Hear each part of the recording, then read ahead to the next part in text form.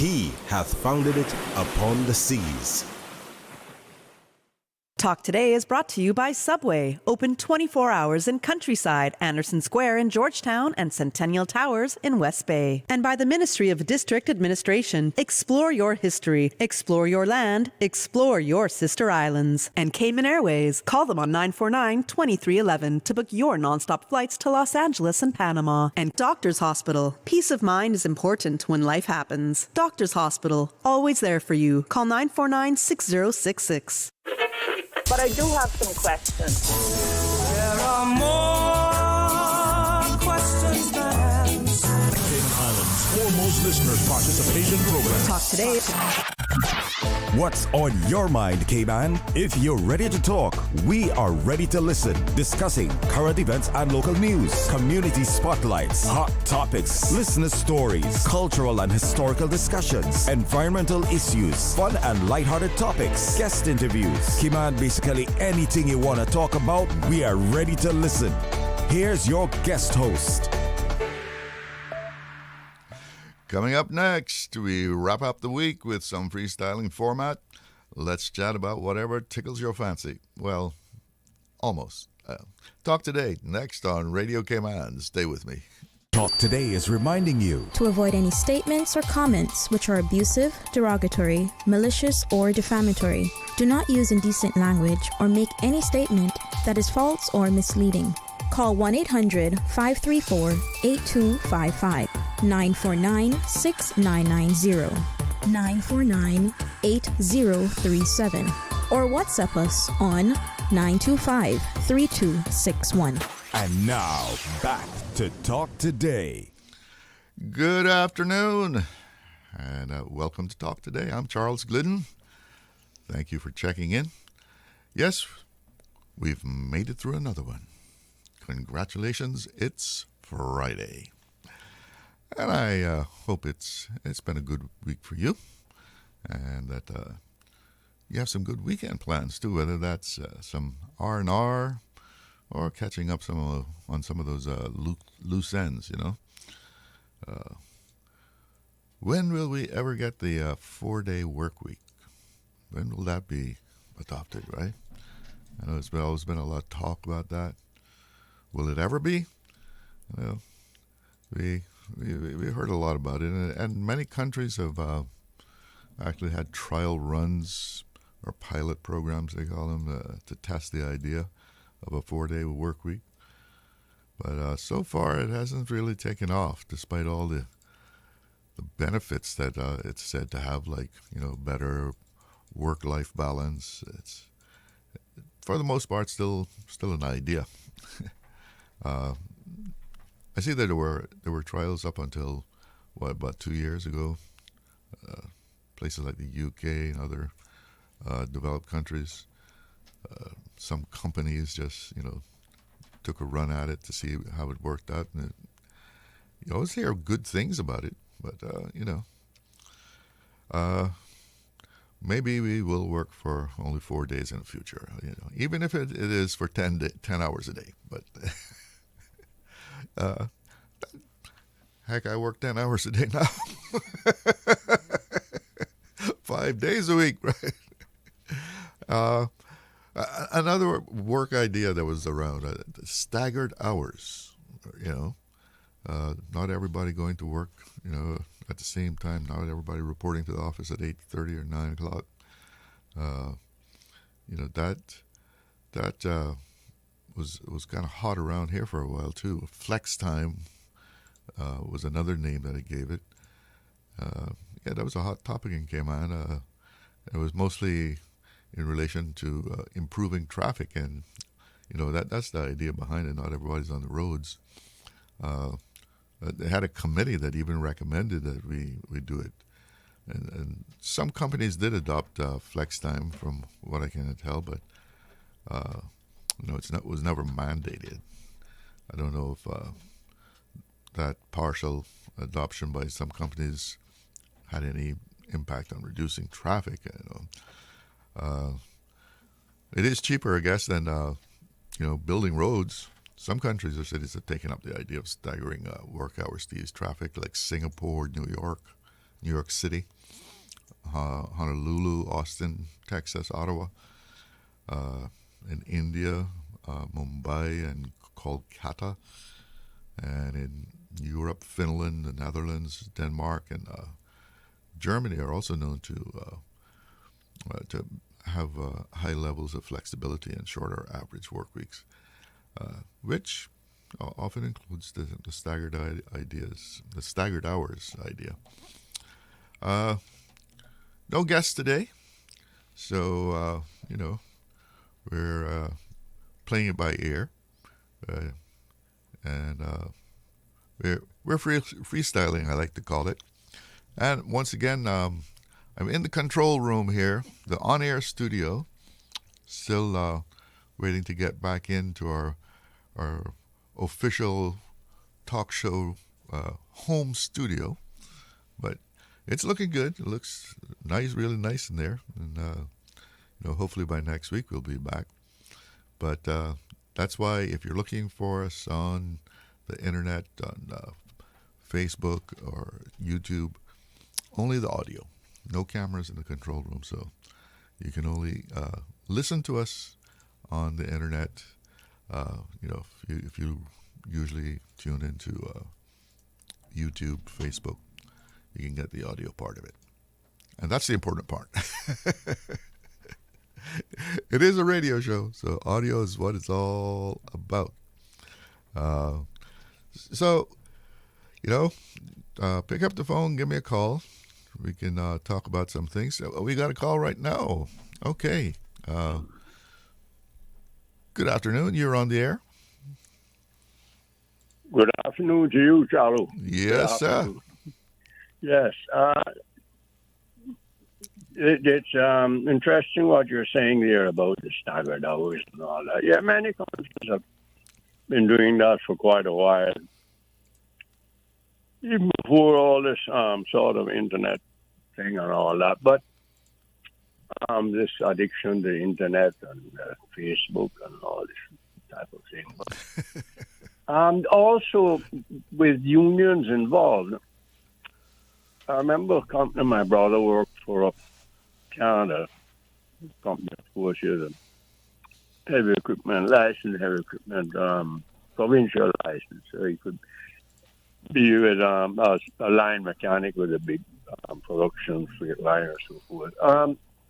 They had given up, each one person gave up like an hour a week or an hour a day, something like that. And you can imagine, so other people could get employed. If you add up, totalize those hours, when you're talking about maybe 300-400 people working on more, it could employ quite a few people on a 40-hour week. Mm-hmm. That's what it was done for, to give other people employment and all that. It was agreed with the union. It was kind of their idea. So each person just giving up an hour, yes, you lost something off of your salary, but then in it provided another person with a job, and it would even know that they would be taking the same amount of hours, ready to drop to 38 hours or whatever. That employment would be adhering to those rules and so forth. But our main thing, as I've said before, and I remain with that, is that we've got to reduce the importation of cars. You can only keep importing so many cars here, and we're building roads to accommodate cars. And not many people are going to go along with staggering hours and all that. We have such a varied workforce here that, it's many people are not in the regular 9 to 5 or 8 to 5 working system and so forth. The hospitality is all shifted. That's a big section of employment. Yes, it's a big section for Caymanians and for what we call this here lower class, because, I was thinking yesterday when they were talking that when we say commission and they're talking about the minimum wage and all that, commissions would, on salaries by commission, we know that they won't have to put in place the full thing and all that. There's something worked out, just a portion would be taken out of it and so forth, and make it like, instead of 875, would make it like 650 something or 656 or something. It was worked out, of course. The thing is, people with gratuities, it's really a commission when you look at it, because it's a percentage of the product that's sold, just like real estate or insurance salesman. The product you're selling, your commission is a percentage of what you have to offer to the public as a product, in your business. And it's the same thing with people who work in the restaurant field and the tourism field, the gratuity. It's really a commission. It has nothing to do with tips, because it's acceptable by law and it's registered and etc. But it's 15%. They usually set it at now, or sometimes maybe 10%. I think that's something. Even 18, 20%. With the labor board. You understand? No. I'm talking about the gratuity. You go see gratuities, 18, 20% sometimes. Yeah. Mostly it's 15%. But the point I'm making is it's the same thing. It's just that those jobs are of the sort of, if you want to say lower scale people or whatever you want to call it. So you don't want to call insurance man and real estate salesman that it's a gratuity. So you call it a commission, but it would amount to the same thing. It's a commission, and therefore it should be recognized. I'm sure that the banks recognize those commissions by those people, the entities, real estate and so forth, as a part of their salary. Do they really take? Does the bank really accept your gratuities, your tips, as part of your salary when they're saying, "Well, can we give you a loan? Do you earn enough?" Forget the tips, the gratuities, because sometimes the gratuities amount to the salary of the person for the month. Yeah, but in the low season, it also drops. It drops, of course it will. And you don't really make. I mean, I've always thought that in the low season, people in hospitality, they should still make at least that minimum wage, even if the gratuities don't come up to that. I understand what you're saying, but the point I'm making is that the banks won't recognize it. Why shouldn't they recognize it? As you see what I'm saying? To get a loan, to do anything. Yeah, they don't count that. I'm sure that they recognize the commissions by. I don't think that's throughout the whole year. Real estate salespersons will earn the same gratuity. Maybe there's a low season for that also.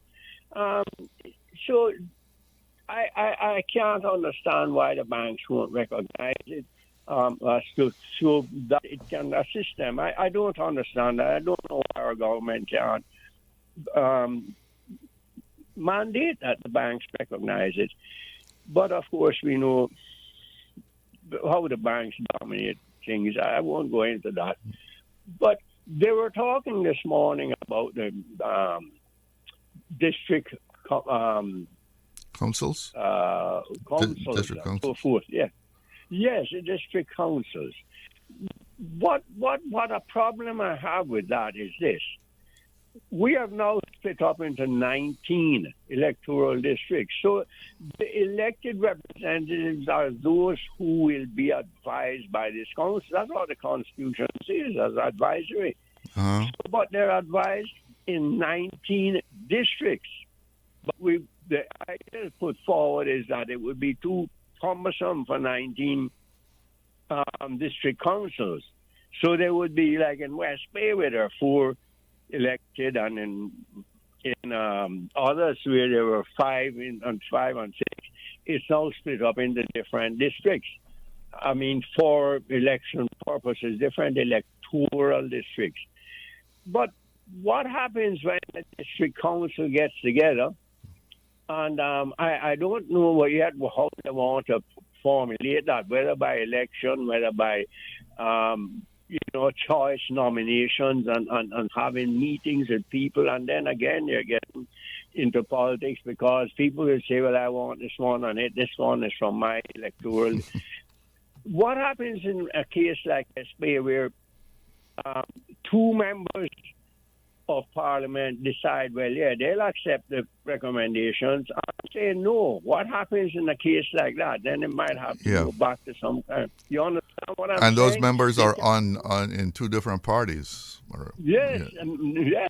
And then you have another independent over here who has his ideas or her ideas as to who should be on it. And then interesting question. Yes, so I just want to, it can add to more confusion. Maybe we should just have what we call district elections then, and a small amount of salary paid to them, and we have members an election run maybe every 2 years for just district councils, and they'd be given them a proper government title, and they would be like senators or something. I think they do that in other countries. Listen, I got to break in on you. Take here. I just saw that off of that. No, interesting question you have there about how you decide who's going to get on the councils.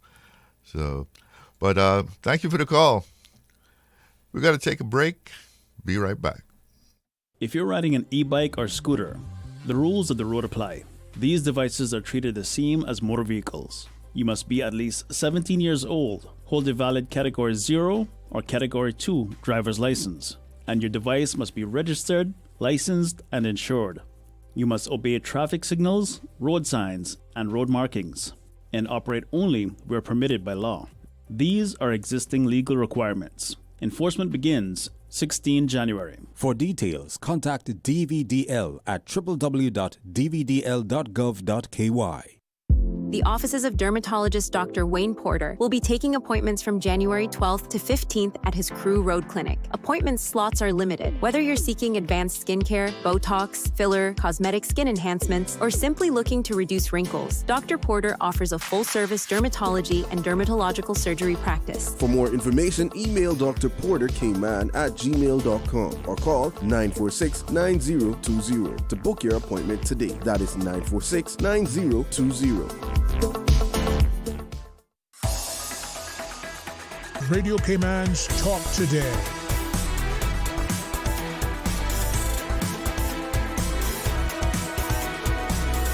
What is on your mind, Cayman? Oh, if you want to give me a call on 1-800-534-8255. That's courtesy of Flo. No credit needed there, rather.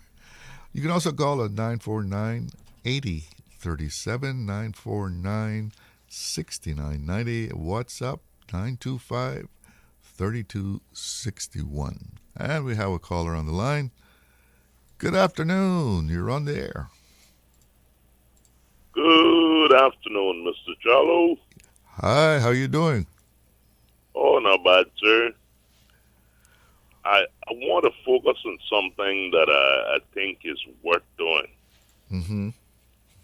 I think it's worth doing. I think it makes it should make a lot of sense.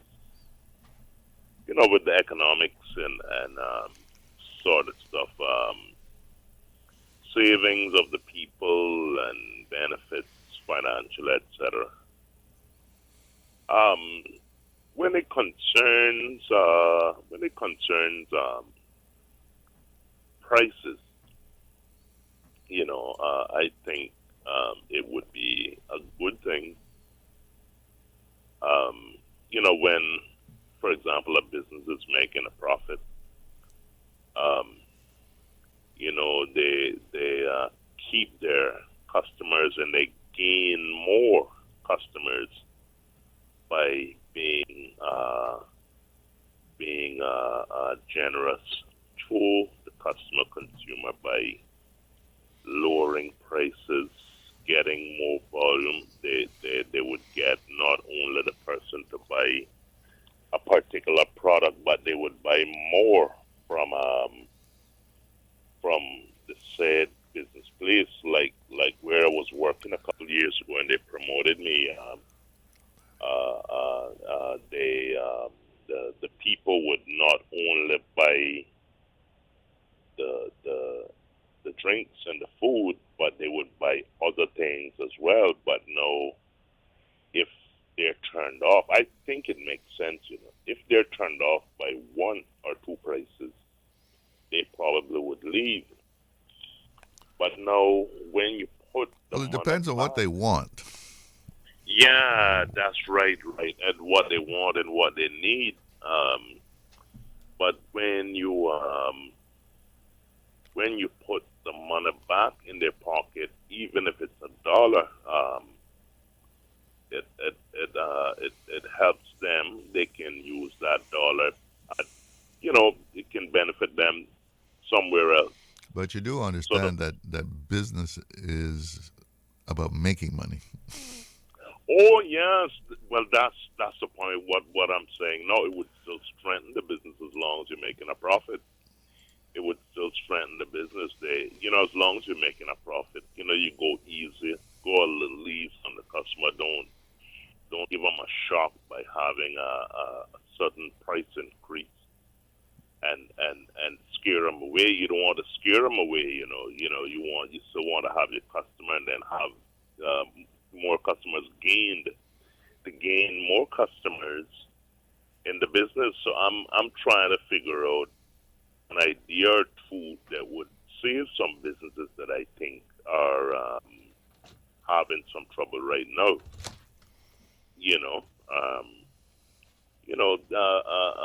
Lowered, have some prices lowered.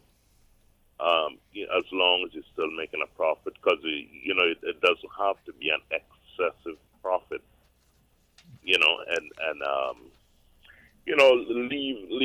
Leave a couple dollars in their pocket that they can go and get gas, because they need gas, and it's a lot of things they need, food, necessary things, and that would be good. You have the money circulating in the country, and then again, the babies, the little children, they want sometimes they want a little pocket tip, or they want a little something.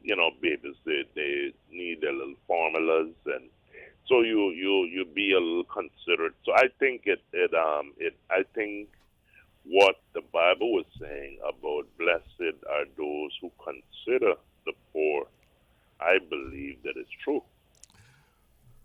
Well, thank you so much for your ideas on being a generous business person. Yes, sir. I think a little generosity always goes a long way. I think you can remember back in Cayman history, there was a man. He's still alive. I was speaking with him a couple of days ago. He always had a price for his bus fares. I think it was always $1. Yeah. And dollar the other bus. people had it higher. Yeah, the other people had it, and he is blessed with a lot of years. He's up in his age right now, very very old, and so he's still got blessings in different ways, and still benefited, and benefited a couple of different ways. That sort of thing. I was just thinking of that would help some businesses. All right. Well, you take care. Thank you for the call, and have a great weekend. Okay, you as well, sir. All right. That's our poet laureate there, with some ideas of helping people to not have to spend so much money. And, we hope that business people are just making a reasonable profit. Everybody that goes into business is, they're there to make money. And in a free market that we have, it's all about supply and demand. And if people are demanding a product or a service, they really want it, you can call your price. But then you risk pricing yourself out of the market if you push that envelope too much. the envelope will break. But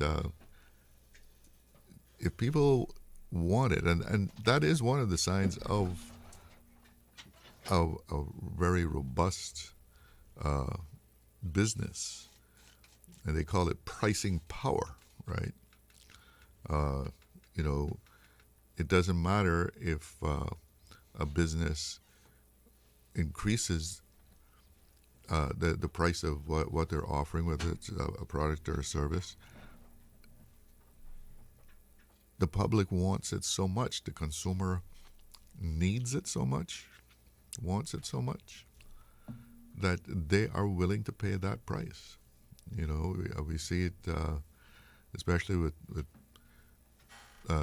digital companies, like say a big giant like Microsoft. It's like Microsoft is like everywhere, and they put their price up a little bit. What are you going to do? You pay the subscription, right? Because you want the service. We have a WhatsApp call. Oh, let's take the break first then. Okay, WhatsApp caller, just hold on there for me. We're going to take a break. We'll be right with you. Accidents and illnesses can strike without warning. Ouch! When it comes to urgent care, every second counts. At Doctors Hospital, we have a dedicated team of experienced doctors and nursing staff available to you 24 hours a day, 7 days a week. Don't waste time in an overcrowded emergency room when you need urgent care. Whether it's a broken bone, a severe infection, or a sudden illness, trust in Doctors Hospital's unwavering dedication to providing the best immediate care. For complete urgent care when you need it the most, choose Doctors Hospital, located in Georgetown, 16 Middle Road. If you're riding an e-bike or scooter, the rules of the road apply. These devices are treated the same as motor vehicles. You must be at least 17 years old, hold a valid Category 0 or Category 2 driver's license, and your device must be registered, licensed, and insured. You must obey traffic signals, road signs, and road markings, and operate only where permitted by law. These are existing legal requirements. Enforcement begins 16 January. For details, contact DVDL at www.dvdl.gov.ky. Wouldn't it have been grand if you had purchased land 30 years ago? It may not be 2020, but a perfect vision has never been more clear. Kim Brack and Little Cayman, poised for growth with an eye on the future. Your land, your history, your future. Discover all that our sister islands have to offer. Radio Cayman's Talk Today.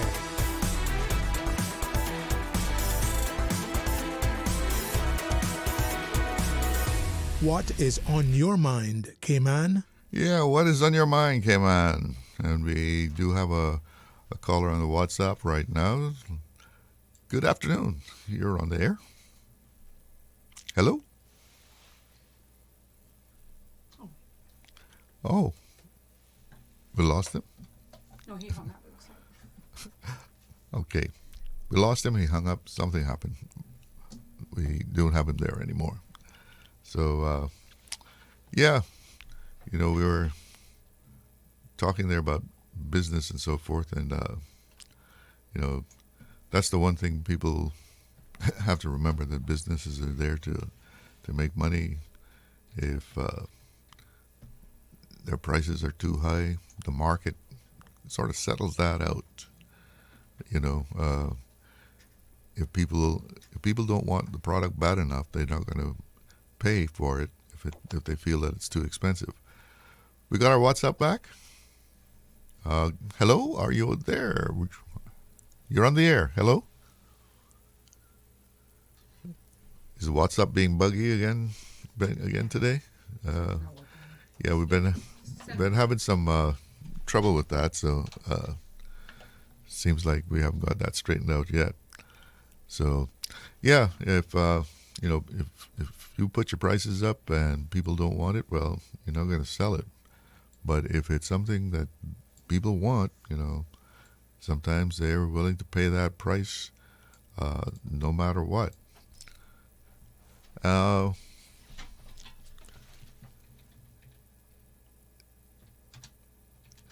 was looking around here, and I came across came across a article in CNS, Cayman News Service, and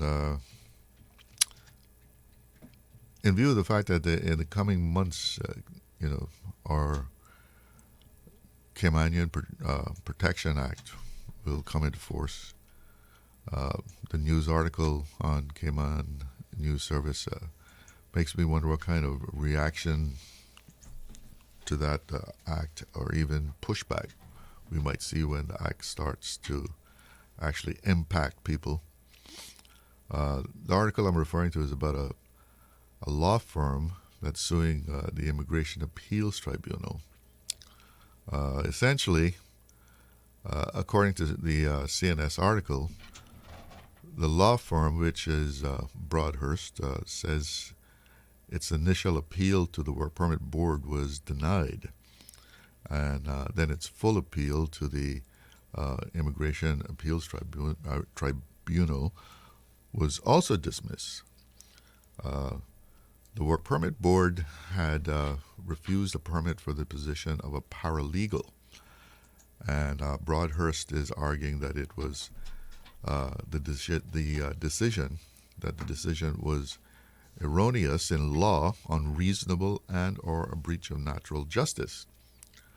And the tribunal, in holding up the decision of the Work Permit Board, said that a Caymanian applicant whom Broadhurst had claimed was not qualified did have the required qualifications, and this is the important part of it, could be taught basic law, the procedures of drafting, uploads to the courts, litigation, etc., in relation to the rest of the job description and requirement. The tribunal determined that there was no error in law, nor was the board unreasonable, contrary to the principles of natural justice, or at variance with the regulations in its decision to refuse the work permit. Of course, the law firm disagreed, right? And the law firm's suit calls for the Immigration Appeals Tribunal decision to be quashed or the permit they applied for to be granted. The law firm stated that the tribunal erred in law by failing to take into account the temporary worker's professional and technical qualifications, experience, and competence. By contrast, Broadhurst claims that the local applicant did not possess litigation paralegal experience, did not demonstrate the required communication skills, and was not suitable for a client-facing role as required by the job description. Broadhurst argues that the appeals tribunal did not apply the correct legal test, which they say is the availability of a person already legally an ordinary resident with all the necessary qualifications, and not that a local applicant can be trained to acquire the necessary skills. Therefore, it was both irrelevant and procedurally unfair for the appeals tribunal to dismiss the appeal on the basis that an applicant can be trained.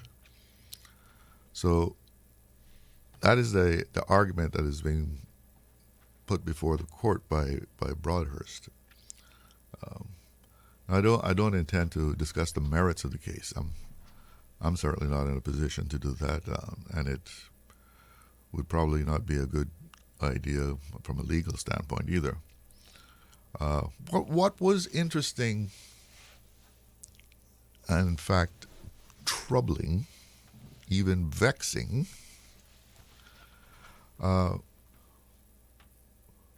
was the reactions in the comments to this article.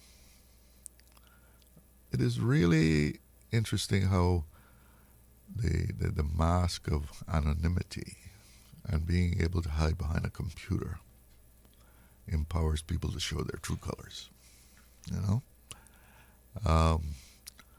The derogatory way in which Caymanians were replied to and referred to in the post commenting on this article was disturbing. To put it more bluntly, it pissed me off. Pardon my French, Spanish, and German.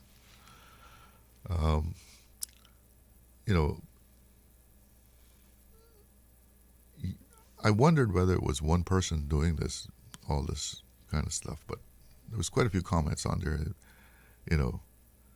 using the word, referring to Caymanians, or someone who replied calling them morons, and, how stupid they are. I have to assume that the person or persons saying that, writing that,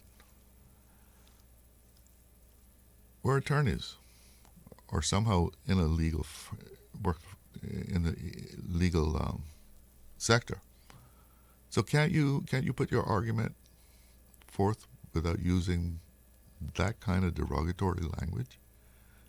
Can't you set your case out better than that? And amidst all that noise, though, and all that,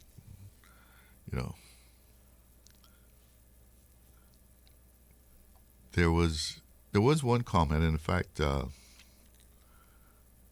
CNS picked it as their feature comment.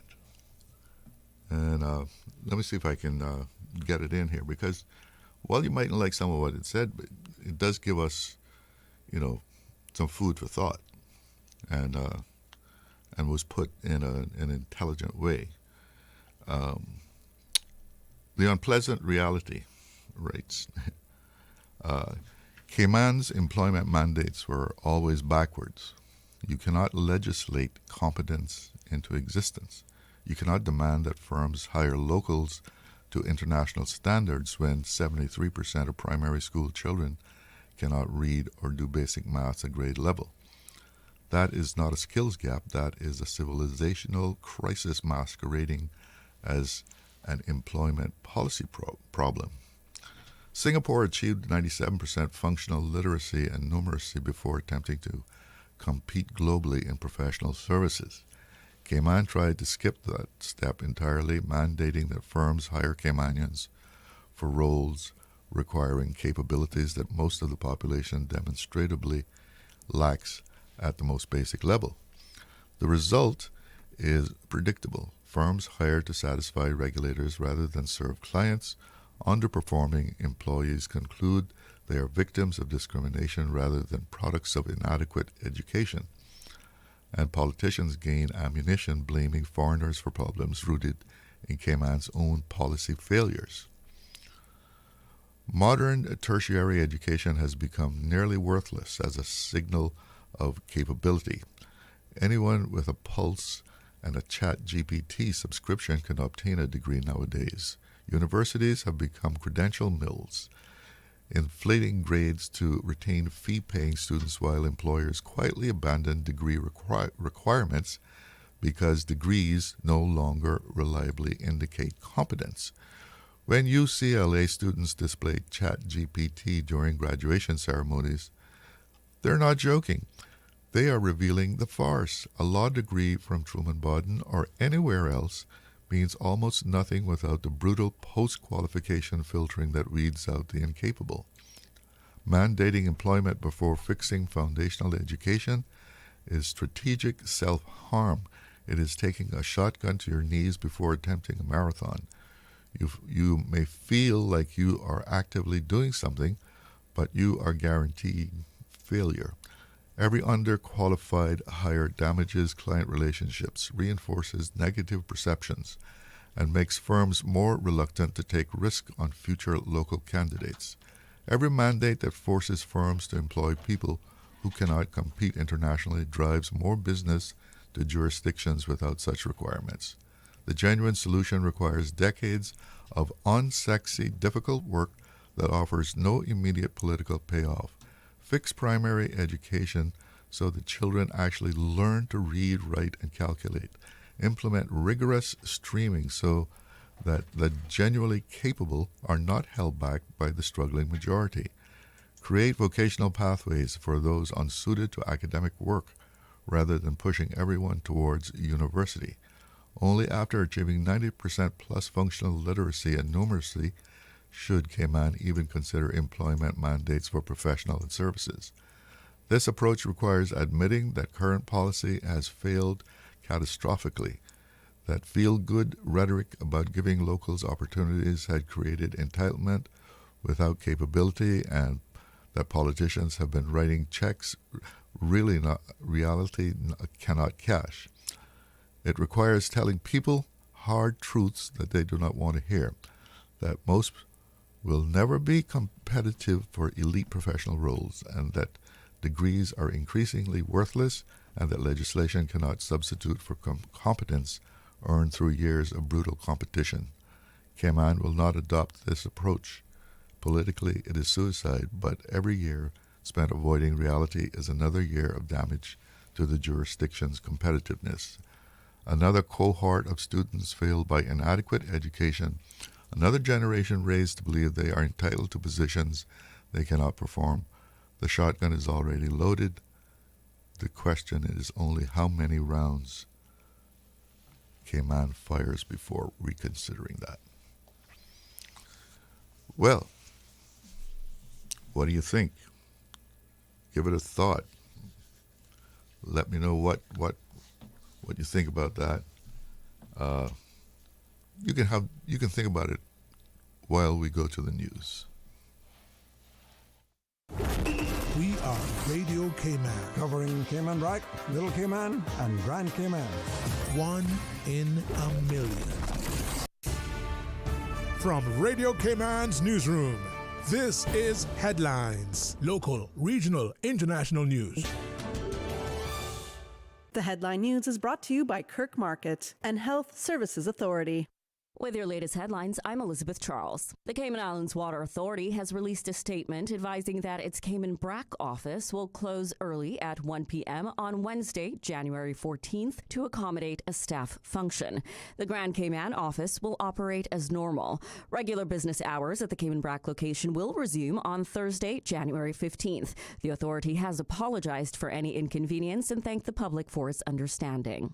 In international news, U.S. forces early this morning seized another oil tanker in the Caribbean Sea as the Trump administration stepped up efforts to choke off Venezuelan oil exports. The vessel, named the Olena, is on multiple sanctions lists and becomes the fifth tanker seized in recent weeks.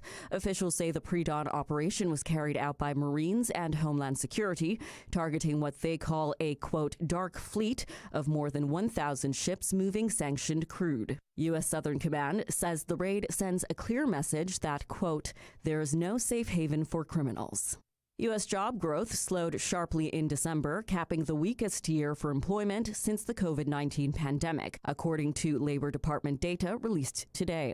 Employers added just 50,000 jobs last month, fewer than expected, though the unemployment rate edged down to 4.4%. On average, the U.S. added 49,000 jobs per month in 2025, a fraction of the previous year's pace. Economists say the figures highlight a cooling labor market, even as the Federal Reserve continues cutting rates to shore up growth. Those are the latest headlines. I'm Elizabeth Charles. Radio Cayman. More news available at www.radiocayman.gov.ky. Check out our social media pages: Facebook, YouTube, X, formerly Twitter, Radio Cayman Headline News.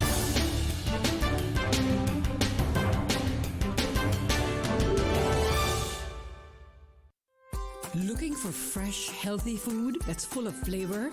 Then you've got to visit Kirk Market. Our dishes are made with fresh, high-quality ingredients. Enjoy vibrant mixed greens or satisfying pasta salads. Or try one of our delicious grill options like blackened chicken, spicy beef steak, or grilled salmon.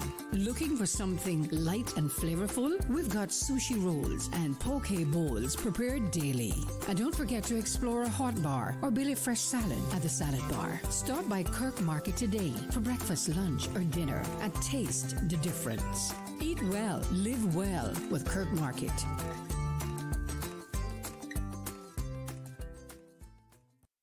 At HSA, we strive to provide the highest standard of care with compassion, integrity, and dedication. And so we say thank you, Cayman, for continuing to make us the most awarded organization on island by voting us the best of Cayman Islands in 9 medical categories. Your support reminds us why we do what we do, to serve the Cayman community with kindness and excellence. To find out more about our award-winning services, visit hsa.ky. At HSA, we are committed to caring for you. Radio Cayman is pleased to feature this special Sister Islands historical vignette brought to you by the Ministry of District Administration and Lands. Explore your history, explore your land, explore your Sister Islands. Hinton Roxroy Connolly was born in Creek, Cayman Brac on the 9th of September 1937. The second of 8 children born to Henry Kitchener Connolly and Olive Connolly, fondly known as Big H to his family and friends. Like so many other Caymanian boys and men, young Hinton went to sea at the tender age of 17, working with national bulk carriers for 5 years. During his tenure at sea, Hinton sailed on many different ships, namely the Ulysses, Old Titan, St. Clair, Petrolor, Petra Sea, and Petra King. He sailed between Portland, Maine to Venezuela. Radio Cayman is pleased to feature this special Sister Islands historical vignette brought to you by the Ministry of District Administration and Lands. Explore your history, explore your land, explore your Sister Islands. Radio Cayman's Talk Today.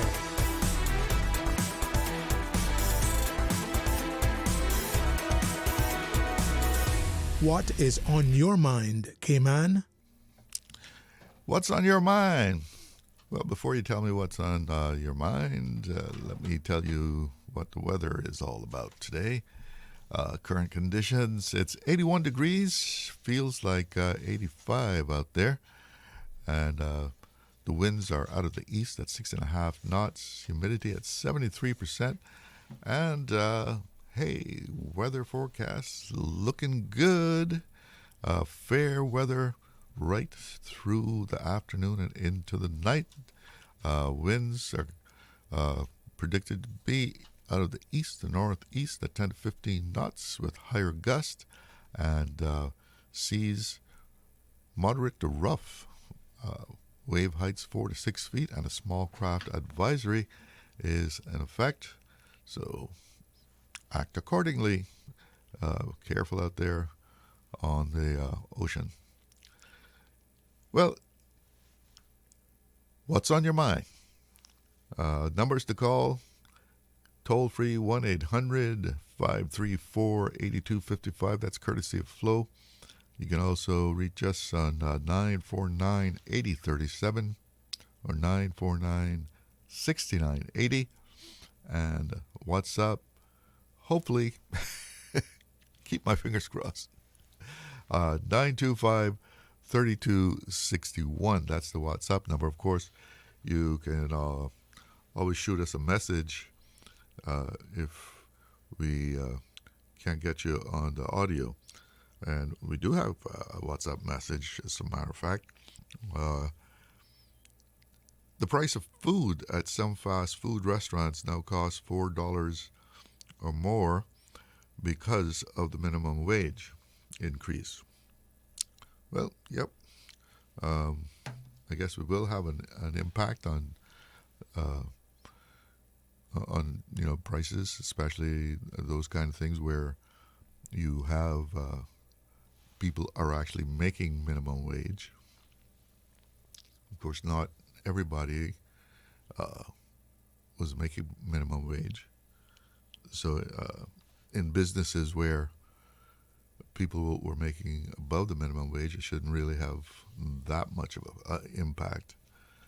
The question is, will people who were making above the minimum wage, will they say, well, hey, went from, what was it, $6.50 to $8.75? Well, we need a little boost too. Well, whether that will actually be granted to them, we'll have to see. But it's not just wages that impact, the price of goods, the price of services, but especially goods. because so much stuff is brought into Cayman, imported, and you got all kind of factors like shipping and price of fuel, that sort of thing. But yeah, I know the pain. I went and bought some coffee, which I usually don't go and buy, a cup of coffee or cup, 16 ounce, $4.50 for some coffee, right? I said, well, let me see if I can drink my coffee at home. $4.50 a cup, But over the course of a working week, you pay more than $20 for 5 cups of coffee, right? And, buy a lot of coffee for that. We have someone on the line. Let's go to the phones. Good afternoon. You're on the air. Good afternoon again. Welcome Good back. afternoon again. That article you were reading, you were reading something, wasn't it? Yeah, that was an article in Cayman News Service. Yeah. Well, I don't necessarily buy into that. Okay. Opinion at all. Well, tell me about it. Let me say something here. I remember when I was working there in Miami, helping to run a big car wash system. Mainly my focus was on the training of people. Might seem a simple thing, but it's not. And doing the maintenance on equipment and so forth. Hydraulic, electrical, whatever. And we had a young man hired, an American, of course, to do cashiering. He did it on weekends and so forth. And he told me, nice young man, he had a BA degree in economics. I know he liked to draw and doodle and things like that. That was his interest. And I remember showing him the system of closing out car wash in the evenings and all that. And what we did on X reading and Z reading on the POS computer, And I said to him, it's mainly really what we're doing is a balance sheet. So he said, a balance sheet, what is that? I said, Rick, you've got a degree, a BA degree. He showed it to me. He says, no lie, from UCLA, one of the biggest universities in the United States. He said, yes, I have a degree, and you don't know what a balance sheet is. And he said, look, I crept through that thing. My main interest was in basket weaving, so I took a course in that and excelled in that, got, high grades in that and so forth, and it went toward my major focus was, I don't know how they do that, but apparently it's done. And that's how he got a degree as an economist. You following what I'm saying now? If he applied for a job take an here, elective, I guess. He got. Yes, elective. And this is it. And he said many students do that. So there are people who may have come here with degrees in certain things and hired by big business and so forth. And they didn't know what the heck they were doing. We have known that. And we know many, no, not being disparaging to them or anything. There are many big lawyers here, no patent firms or whatever. They learned most of what they know here when they came here. And people know this. There's no use we hiding this any longer. It's been said all the while on radio by different well-known Caymanians. And so I don't really buy into that 6% or 7% are not qualified for these jobs. Well, he was talking about primary school students, the reading and maths. Yeah, but we know that there has been great improvement over the years. One of the main distractions, as we know, has been cell phones and all that. And now with AI involved in this thing, many things will be done by the computer for people. And that is it. Whether they read or write properly or not, We know that that's going to happen, and it's happening. Well, that was And part of his point, though, that, people are saying degrees are not looked at with the value that they used to be looked at.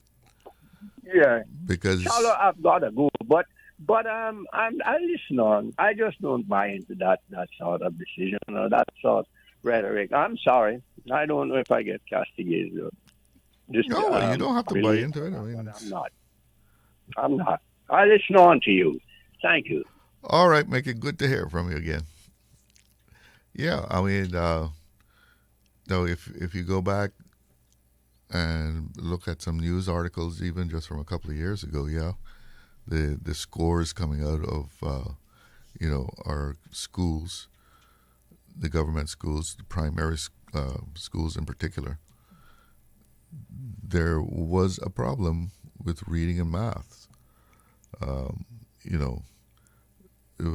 was a very low percentage that were performing at the expected level at the time. And I do know that reading in particular is being addressed currently.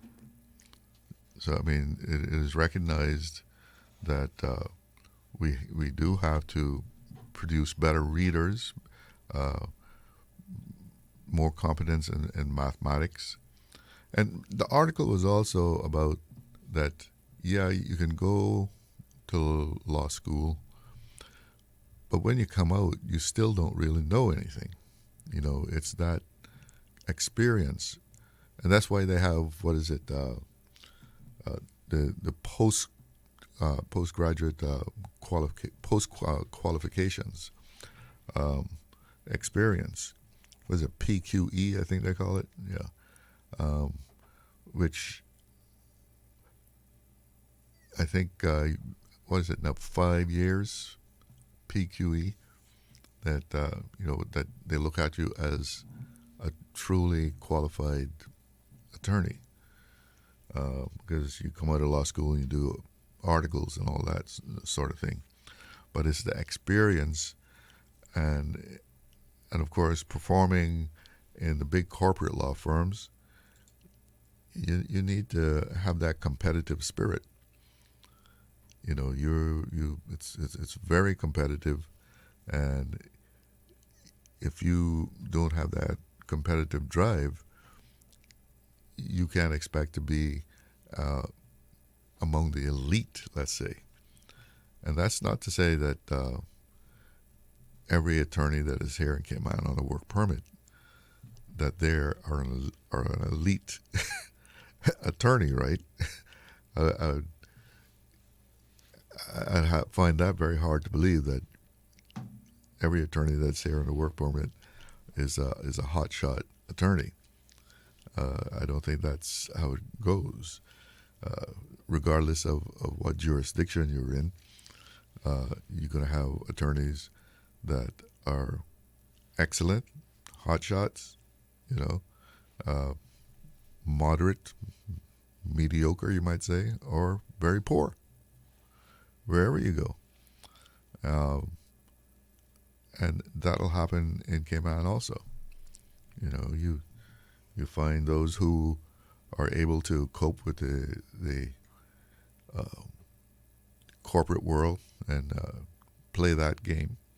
But what that post was saying, I think, is the importance of not just the basic education, but the experience. But first, you got to get your basic education up to an excellent level, that we are producing students who come out of high school that are exhibiting that they can function at the level at which they're expected to be, or even beyond.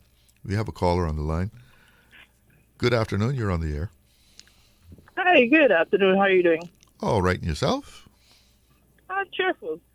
I'm not really disappointed, but I expect I don't know where that person got that information. I mean, it's just so derogative. However, have you ever watched that movie with Leonardo DiCaprio, where he became so many professions? He was a pilot, he was a bank manager, he was everything else on this. I can't remember the name of it though. No. Are you talking about Catch Me If You Can? No. Where he's the con man? I think that's it. However, He was airline pilot and he was a doctor exactly. and Yes.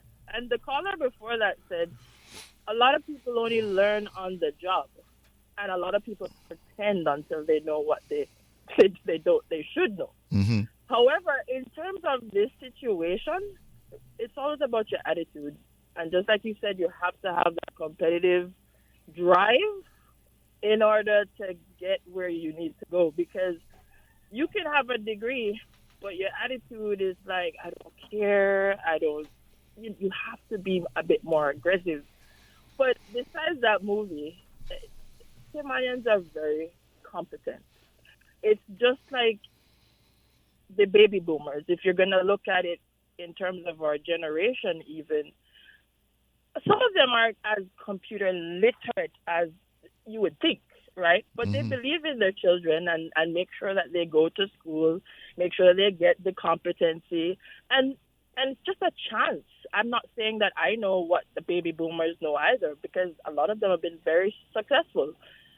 And then we are the younger generation as well, and we don't know everything either. So you have to give it a balance and shift and slap each wrist accordingly and meet people where they are. And if you're a person believing in people and human capital, I mean, you would never see anything like that. I mean, yes, there are downfalls in our education system, but just like anywhere else in the world, this isn't new. Whatever issue that came out in that article or whatever they want to show up, that's everywhere in the world. There's nothing to hide on that point. But if you're going to be derogative, you even miss the positive points of what a nation can be. And if that person is Caymanian, it's even worse. And if they're from another country, you would wonder why they're here. What have you contributed positively to make such a judgment call? You know, it was just disappointing, but I expect things like that. You know, that's where, as a nation, we need to be just as positive and lift above everything that people think. Every country goes through whatever we're going to go through or we are going through. And you just shuffle that off. And if we were more positive as people, you know, no one will believe in what that person said. I mean, we go through a lot, but we're not going down, as the caller before said, there have been improvements. And I don't think it's almost like we're from Africa, and not to say anything wrong with Africa, but we're from some boondocks where we're not even known of as yet.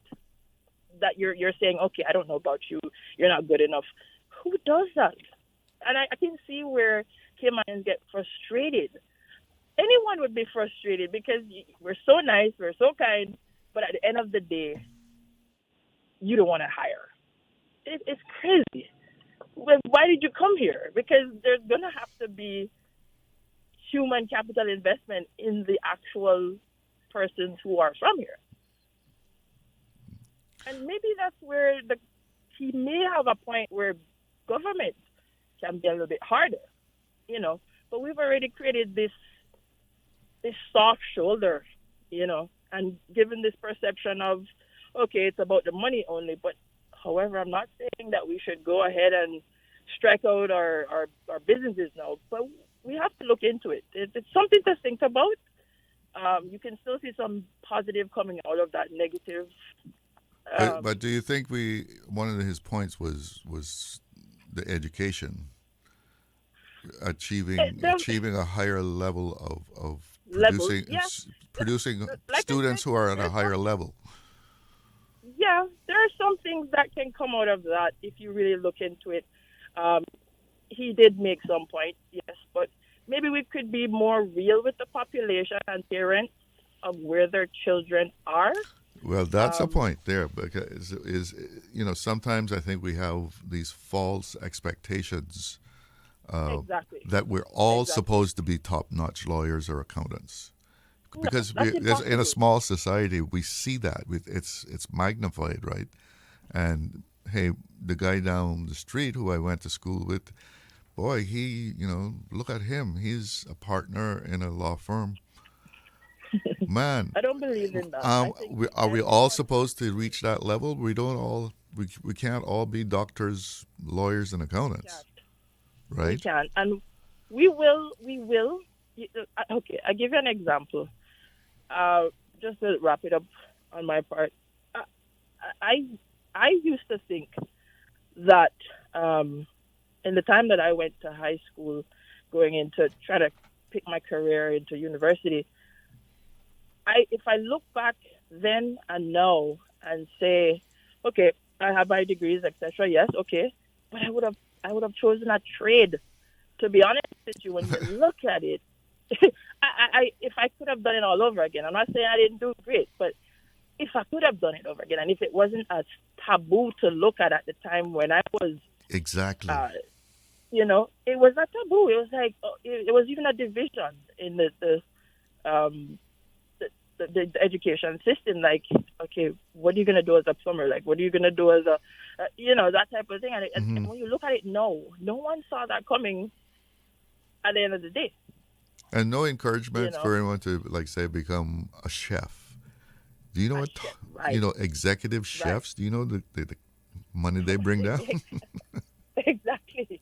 It's cliche, but we learn, and everyone has learned. I mean, like I said, I never stay down. You gotta keep moving, and persons change their career every 10 years. Just in case we don't know that. There is possibility of every 10 years you can change your career. There's no limitations to learning. The minute you stop moving, you're dead. Yeah.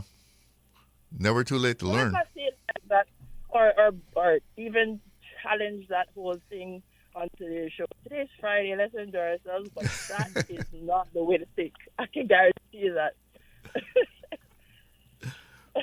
Have a good evening, Mr. Charles. Well, thank you for calling. Enjoy the conversation.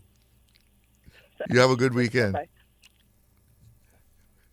A lady with a very positive outlook there. And, she's talking about the option of a trade.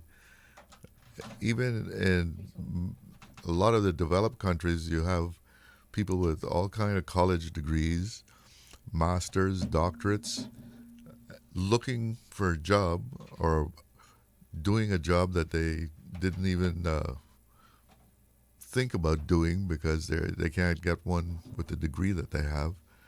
And some guy who's a welder or, got himself a good trade is making a good living, while this educated person is working at something that I'm sure they say this is so far beneath me. We have a caller. Good afternoon. You're on the air.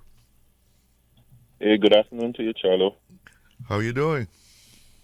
Not bad. A little congested, but man, I tried calling you just before you went to the break, and I was trying to contemplate whether to, because I heard you reading that letter, so I was getting mad as you were reading it. And I had to pay the turtle meat, so I tried to decide whether I was going to call you before I edit or after I edit. So I called you after I edit. So that calmed you down a little bit? The turtle meat? Calmed me down a little bit, and I must tell you, Charlie, there's so much that could be said about that letter, and I'm with Mr. Mickey, in that I don't buy a lot of it. Certainly not the numbers that he spoke about or she spoke about, the writer spoke about.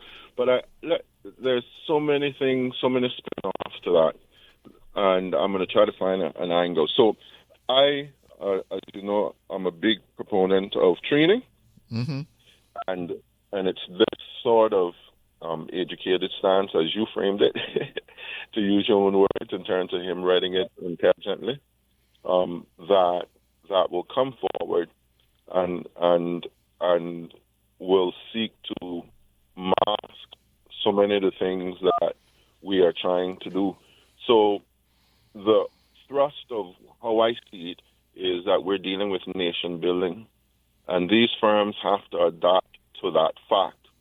We went through this period, and I'm going to constantly remind us, we went through a period where firms many years ago, and I'm thinking of, and it's not part of my history, it's not part of my time because it was before me. I was either a baby or you're very young, but I certainly know a bit about our history. So I read, and I have a little bit of understanding about, I think it was Mr. Doucette that helped start some of those banks, and we see some of our many of our ladies who became paralegals coming out of the International College, I believe it was at the time. He put, there was like 10 and 20 of them coming out and starting when banking was just starting.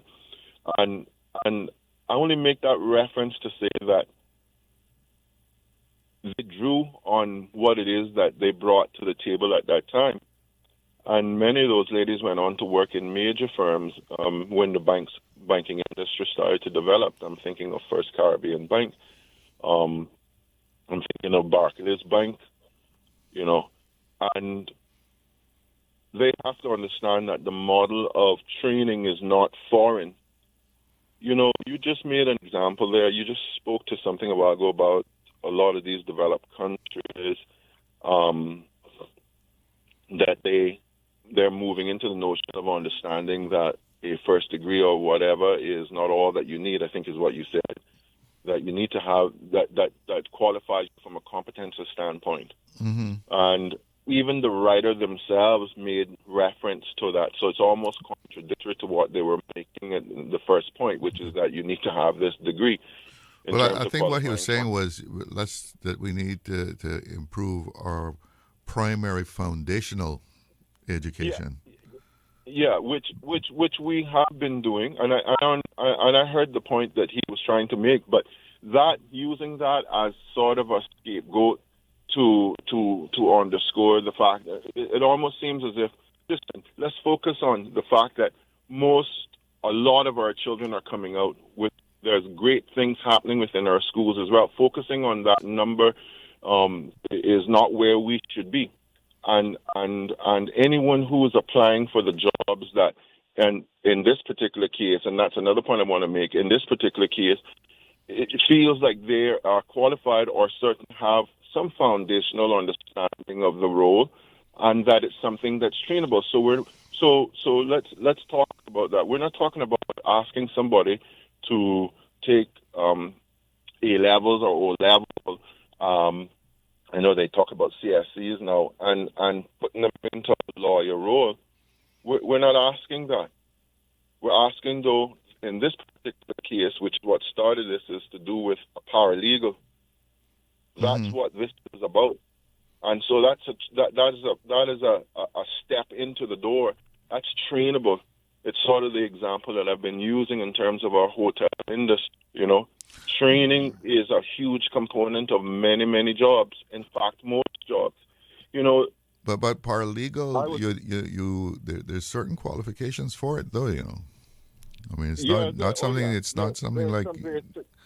No, there's some basic training. Sure, yeah. That is an understanding. But what I'm saying is, you're not going to find the percentage of the people that this article writes about in terms of those who struggle from that standpoint to be applying for even a paralegal position for the most part.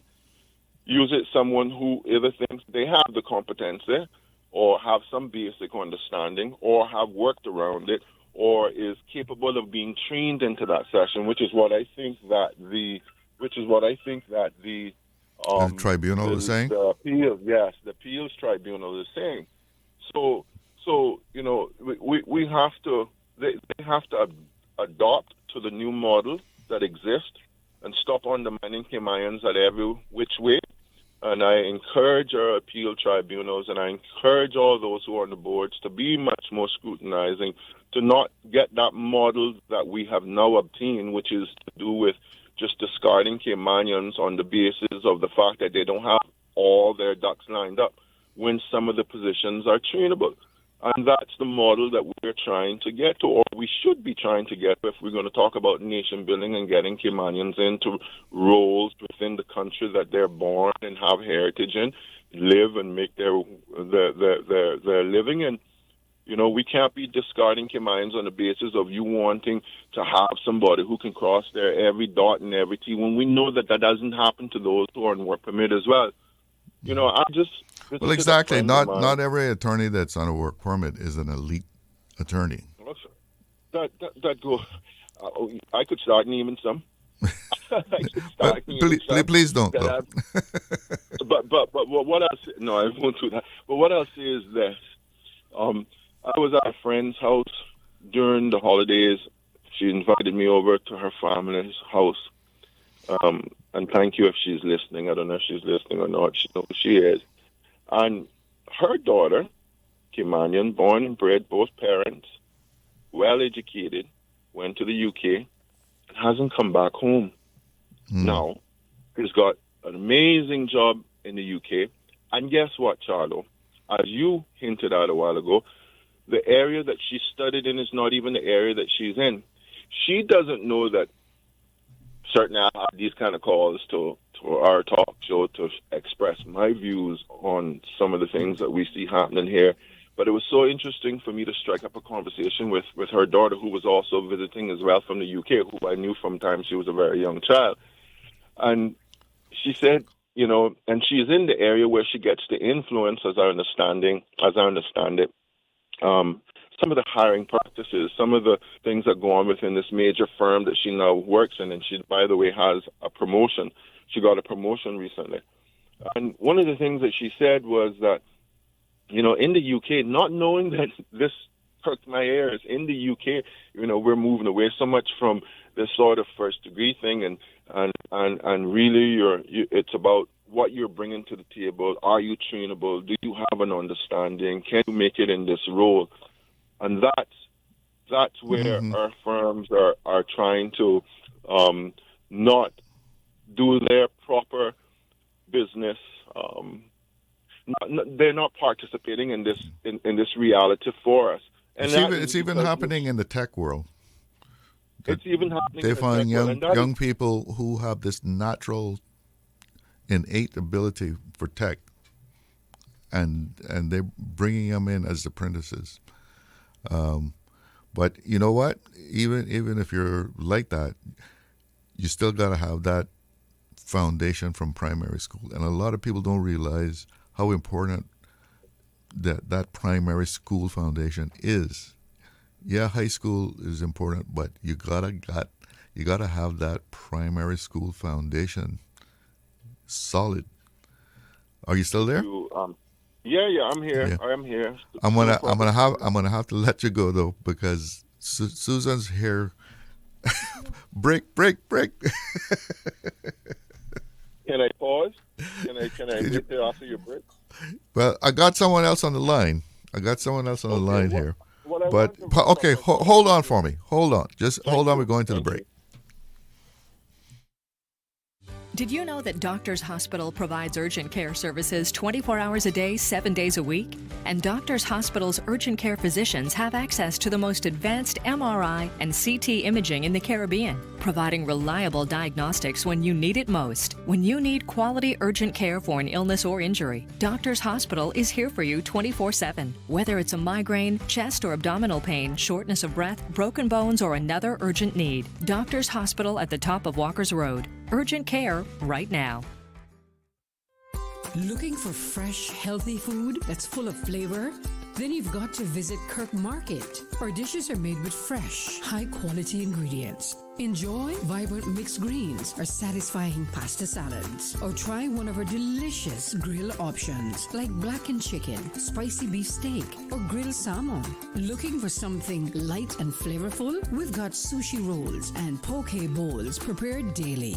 And don't forget to explore a hot bar or Billy Fresh salad at the salad bar. Stop by Kirk Market today for breakfast, lunch, or dinner and taste the difference. Eat well, live well with Kirk Market.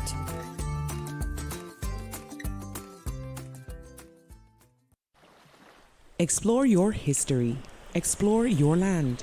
Explore your sister islands. The ultimate staycation experience. Your culture, your freedom. The land that time forgot isn't gone. It's your sister islands. Discover all that our sister islands have to offer. Hey, new drivers. Don't just drive, drive smart. Cynical and Inspire Cayman's Safe Driver program will show you how. Get real-life simulator training and classroom sessions to help you gain experience, stay alert, and avoid accidents.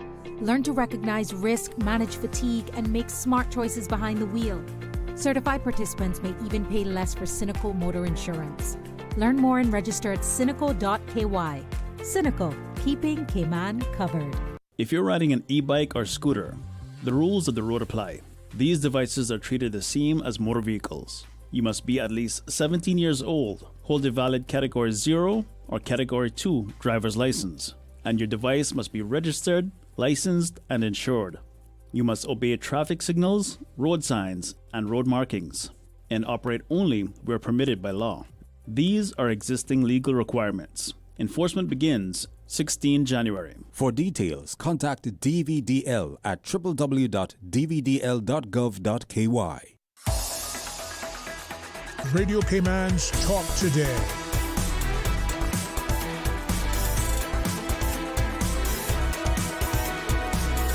What is on your mind, Cayman? Welcome back, and let's go straight back to our caller there.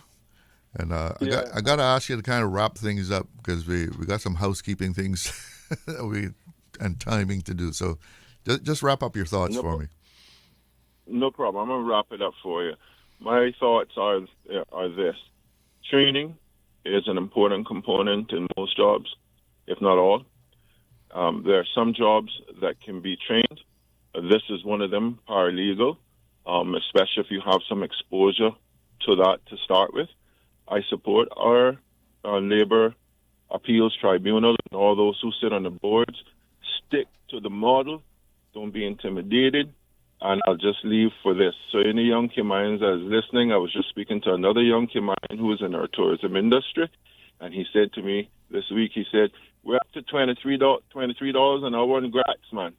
There you go. So it's not $8.75, and don't be discouraged. Get involved with our industries. Get involved now while we have a government that is focused on getting our people hired. Don't be intimidated. Keep going. Thanks. Thank you for the call. Have a good weekend. We have another caller that's been patiently waiting there. Good afternoon. You're on the air. Good afternoon and Happy New Year to you. Same to you. I was listening to you when you read out that comment, I guess it was. Yeah. And I couldn't help but think that, that when they say the quiet part out loud, and that is generally the opinion that all of these people have of Caymanians. And there was a time when Caymanians were qualified and they applied for jobs, and the story was, you're overqualified, okay? And I'm saying this based on what I understood. And so it seems now, because they're always looking for a way around it, over it, or under it. So I guess what they're now saying is that even if they are qualified, on paper, they're still not qualified. And based on what they were saying about, primary school level, if this person was leaving the primary school and applying for this job, then if they didn't measure up, I could understand that being mentioned. But obviously, this is not a job from primary school. And if they so want a paralegal, I would make the strong suggestion that they employ one of the Caymanian lawyers that they refuse to hire because then they would be overqualified. And nobody is going to come into a job, I don't care how brilliant they are and what kind of qualification they have, and master that job without some experience and training. I'm going to give an example. I won't call the name of the company, but I know of a company, and it's a European-based company registered here in the Cayman Islands. And they only wanted to bring in their people. And their people didn't go to university. The system in their country is that when you finished high school, you went to an apprenticeship for 1 year. And when, in whatever field you choose to work in, that is what they came here with. But how they were getting around immigration was telling immigration they needed this work permit because, you know, they needed someone that spoke French and German and Italian and so on. When, in fact, 95% of their clients came from North America.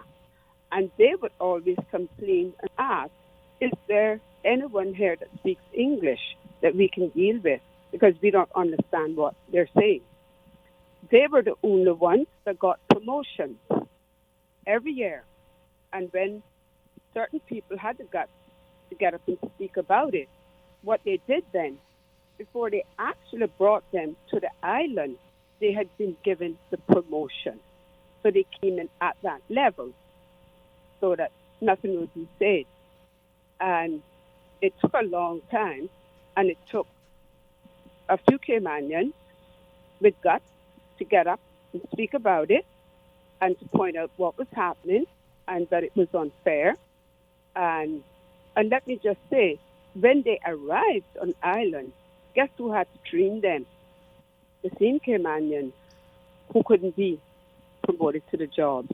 Or let me use the correct word, who they refused to promote to these jobs. They had to train them, okay, whether you liked it or not. So because they knew the ins and out of the Cayman system. And that is what they continue to do. And even the other nationalities, they refuse to promote them, even though they were in very senior positions. I remember their internal auditor, who was not of their nationality, but was very much qualified, and they refused to give him title and signature just because he wasn't of their nationality. And he was at the level of a director, okay? So that is what these companies do.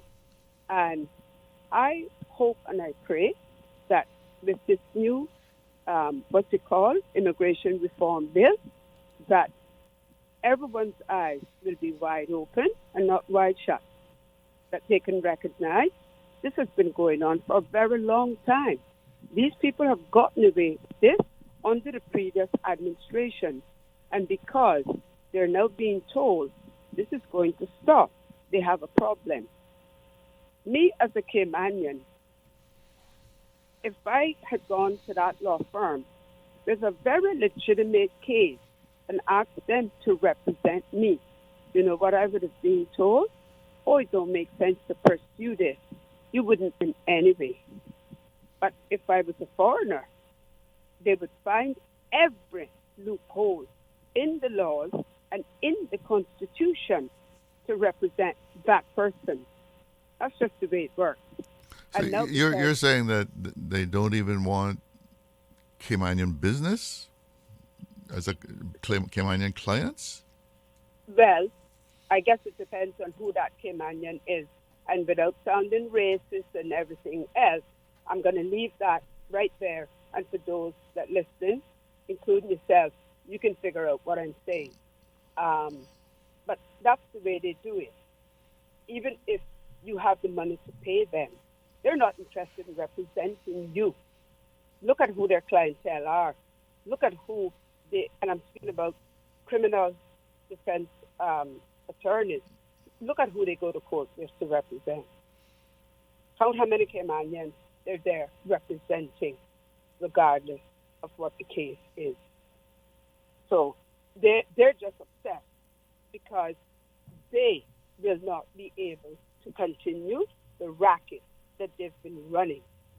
And yes, we know that paralegals are qualified if you are in fact a paralegal. But you can also be trained on the job to be a paralegal. There were many legal secretaries that moved into that position just by training. We had legal secretaries who went on to law school and became brilliant attorneys. So don't say it can't happen. This No, I think, it certainly can. right. So this, I think, is their way of making it clear what they intend to do when they can no longer get work permit for what I call green attorneys who just left law school. They don't qualify to get a job where they're coming from, but they can come here because they have the numbers here to support what is going on. They don't know any more than any Caymanian lawyer that graduated from Truman Borden Law School. But because of their nationality, as they say, their strength in numbers, that is why fight for them. Do you know for a fact that they hire people fresh out of law school without any kind of Yes, I do. Yes, post-qualification experience? Like I said, I'll just say wet behind the ears and green on the top, okay? Mm-hmm. But they will hire them because they are the same nationality. Look at the many Caymanian students who graduated from Truman Borden Law School with honors. Yeah, and then they have to do. They're made to do articles. You have to do articles before. I was just going to make the point. They don't even want to article them. Mm. Because you know why? If you have Caymanians there, then they can't get work permits. It's as simple as that. And that is why this situation in every one of those companies, whether it's law firms or not, they have to pay very close attention because they're all going to come after the government. They're all coming. So the first one they have to deal with, make sure they shut them down, and that will discourage the others from coming. I'm sure you come from an era when all of these jobs were filled by Caymanians who probably never left this island, but they were trained on the job, and they did very well. I heard your last caller speak about one firm. It was a bank, and I can think of another law firm that when they started here in Cayman, they trained Caymanians. That was Ian Pageant Brown. Oh, yes. Okay? They trained Caymanians. So that is not an excuse that is going to fly. Maybe they should go back and consider accepting one of the applications from someone who is legally, whether they're Caymanian or not, but legally resident on the island, instead of fighting for a work permit that they're not going to get, and then they might be flagged for every time they submit a work permit. It might be very much scrutinized. Well, Ma'am, thank you so much for the call. And thank you. Have a good weekend. You too. Bye-bye. We'll be right back after these messages. Accidents and illnesses can strike without warning. Ouch! When it comes to urgent care, every second counts. At Doctors Hospital, we have a dedicated team of experienced doctors and nursing staff available to you 24 hours a day, 7 days a week. Don't waste time in an overcrowded emergency room when you need urgent care. Whether it's a broken bone, a severe infection, or a sudden illness, trust in Doctors Hospital's unwavering dedication to providing the best immediate care. For complete urgent care when you need it the most, choose Doctors Hospital, located in Georgetown, 16 Middle Road. Freedom, Cayman Brack. Freedom, Little Cayman. Soft breezes, blue waters, no traffic. Unwind and rejuvenate your mind, body, and soul. Sister Island Staycations, a taste of freedom. Discover all that our sister islands have to offer. UCCI is turning 50, and you're invited to take part in the UCCI 50K race, honoring 5 decades of excellence, innovation, and impact. With 5 exciting options for participants of all levels, include Ultra 50K for seasoned runners, 25K for those seeking a rewarding challenge, 50K relay for 5-person teams, 10K for intermediate runners, and 5K for casual runners and walkers. Whether you're racing for endurance, teamwork, or fun, this event is a meaningful way to celebrate UCCI's legacy and stride into the next 50 years together. Get more information or register at ucci.edu.ky/events. Hey, K-Man, this is DJ Lynn. Catch me live weekdays from 7 till 10 a.m. on the Morning Breeze, our sister station, Breeze 105.3 FM. We're waking you up with the best adult contemporary hits with the 70s, 80s, 90s, and much more. So start your morning the K-Man way with me, DJ Lynn, on the Morning Breeze. Radio Cayman's Talk Today.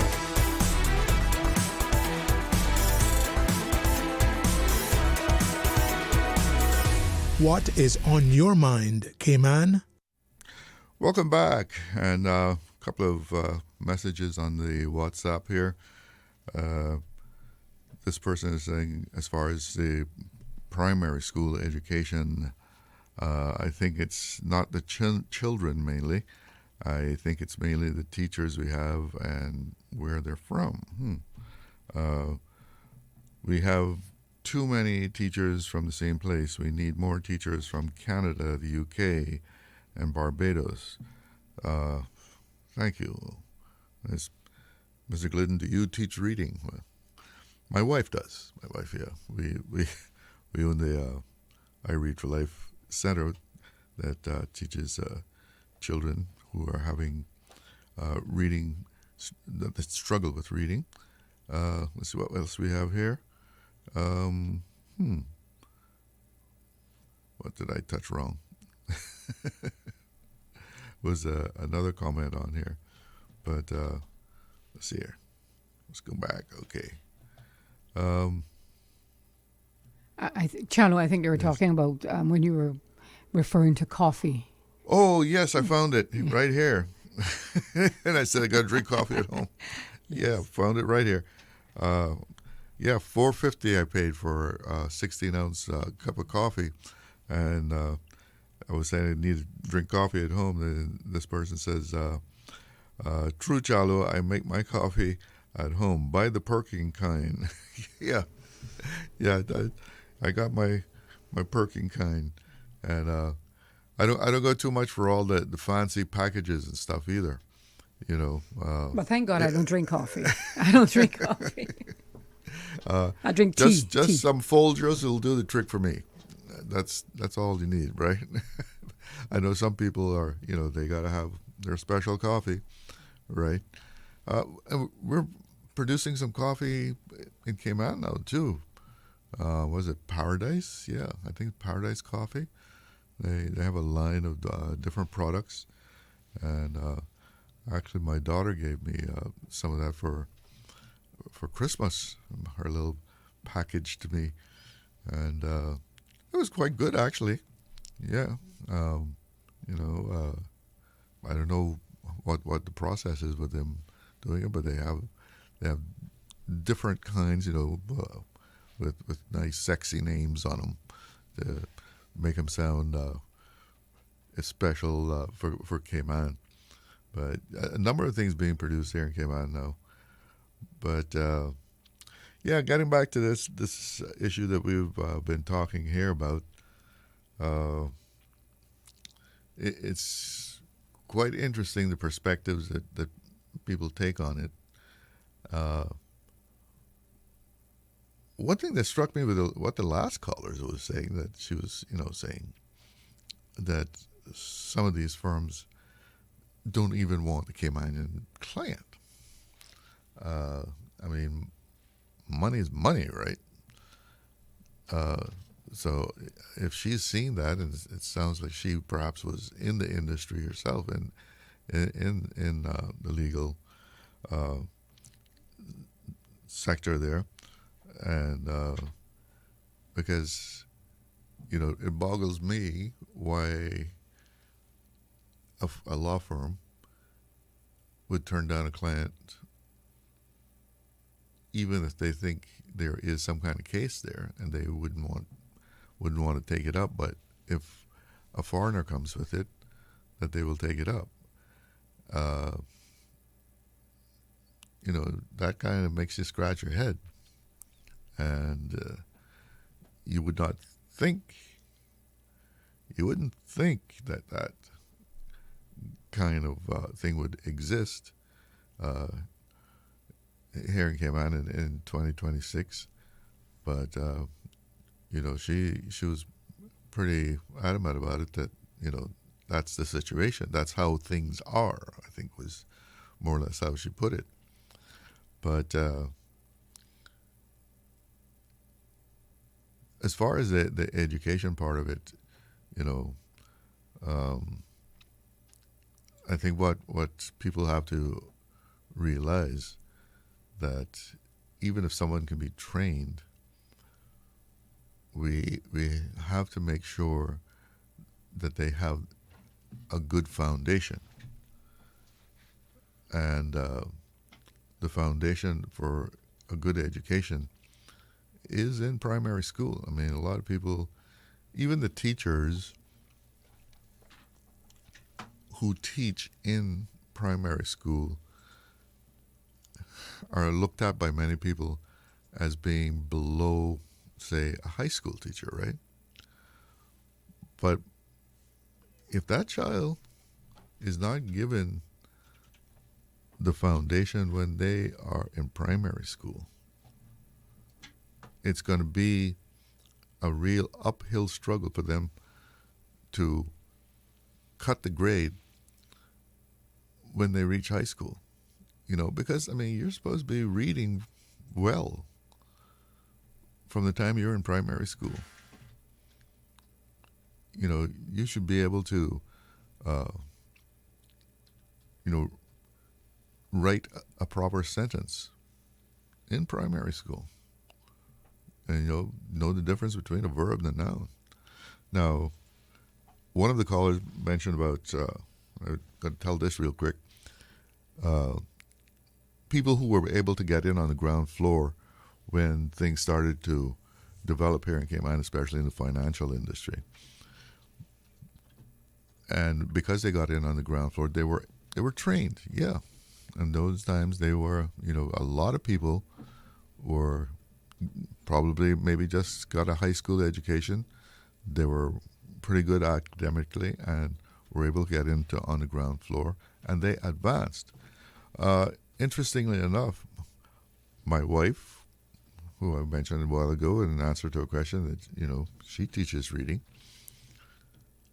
she has had people who are in the financial industry. They came up through the ranks and say, I need some help because now I've been given this promotion, but I feel out of my depth because I'm being required to write papers that I'm struggling to write. One lady came to her and said, my company's down on me because, they're telling me I can't even write a good email. And they were going to let her go if she didn't do something about improving herself. So there is that aspect of it. It is 2:00 and a little bit. So let's check in with the newsroom. Since 1976. Covering Grand Cayman, Little Cayman, Cayman Brac. One small step for man, one giant leap for mankind. Radio Cayman in the Cayman Islands. From Radio Cayman's newsroom, this is Headlines. The Headline News is brought to you by Kirk Market. With your latest headlines, I'm Elizabeth Charles. The Department of Environmental Health announced today that its food hygiene training sessions are resuming as part of efforts to strengthen food safety standards across the Cayman Islands. The training is mandatory for anyone working in food preparation, handling, or service, and certificates are valid for 3 years before renewal is required.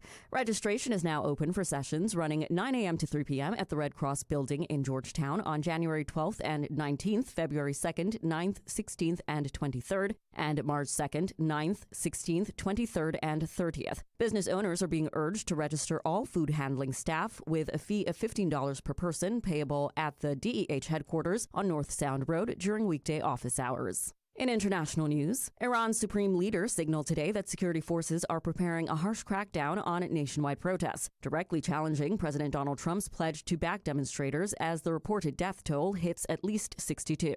Ayatollah Ali Khamenei accused Trump of having hands, quote, stained with the blood of Iranians, as state media branded protesters, quote, terrorists, under an internet blackout that activists say is masking street unrest and possible killings.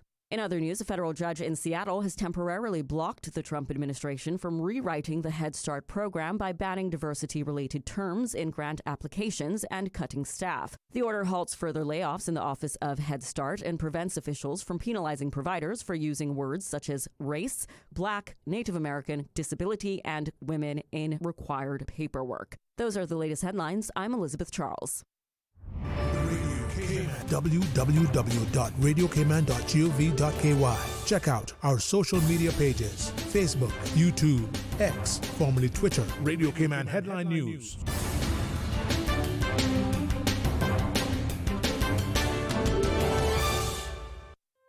Looking for fresh, healthy food that's full of flavor? Then you've got to visit Kirk Market. Our dishes are made with fresh, high-quality ingredients. Enjoy vibrant mixed greens or satisfying pasta salads. Or try one of our delicious grill options like blackened chicken, spicy beef steak, or grilled salmon. Looking for something light and flavorful? We've got sushi rolls and poke bowls prepared daily. And don't forget to explore a hot bar or Billy Fresh salad at the salad bar. Stop by Kirk Market today for breakfast, lunch, or dinner and taste the difference. Eat well, live well with Kirk Market. Radio Cayman's Talk Today.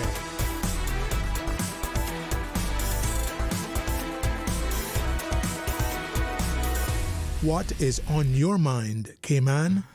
Welcome back. Let's take a little look at the weather here. 83 degrees in Georgetown. It's feeling like 88, though. And the wind is out of the east-southeast at, about 9 knots. And the humidity at 69%. And the forecast is calling for fair weather straight through into tonight, with winds east to northeast at 10 to 15 knots, with higher gusts, and the seas running 4 to 6 feet, moderate to rough. And if you out there on the boat, small craft advisory is in effect. Yep. We got a call. Good afternoon. You're on the air. Good afternoon to you again, Charlo. I'm sorry I cut that short, but it was interesting to give way to that lady. I'm pretty sure I know who she is. She's called many times, radio station, Starlight Kimanya. And she gave a revelation of many things. But she has said some of those things before, and others too. I've said that. There are many things I could say in accordance with what she's saying that I've seen over the years. It would shock people if I could call names, but I won't. And over the many years. And what I was telling you about that story with the young man in the United States, that was over 40 years ago. And so if that happened 40 years, I'm sure it's happening a lot now. And we've got to understand a lot of the people coming here and showing us these high qualifications and stuff like that, it's not really true. It's something similar. But you know, you have lived there, so you know. Mm-hmm. There are lots of things, manipulations that can happen with the university systems. That, believe me, I haven't been to university.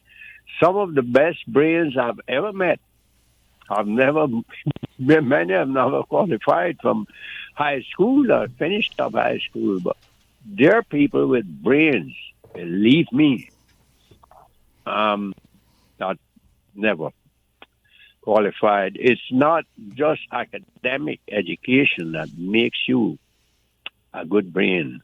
It's like a sort of natural thing you can accept, and reading is very important, as you just stated.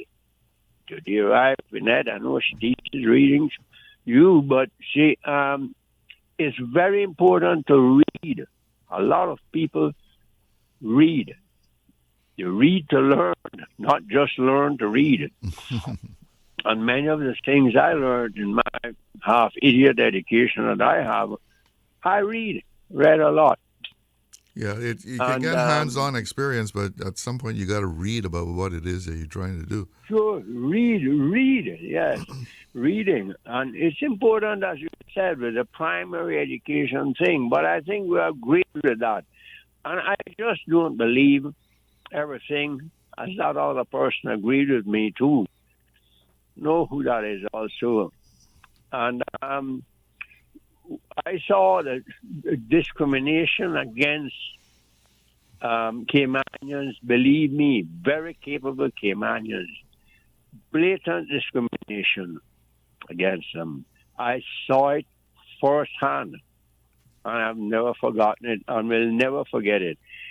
If I was to call names, believe me, it stunned many people and so forth. As I said, many people came here and are now powerful, wealthy people, and they learned a lot of what they know and achieved here. They learned it while they were here. They were here, and they can't deny it if they want to. It doesn't matter to me at all, but the truth is the truth. You can't change the truth. You can try to, but you won't. That issue of the people learning on the job is a very important thing. And it's happening more and more now. Yes, it always happened here, but we've got to understand that journalism, you're a journalist by trade, and you know that. You can be focusing or your thoughts and your dissertation to a certain sector of the population, a certain sector of the economy. And that is no different from any other discipline that we might have.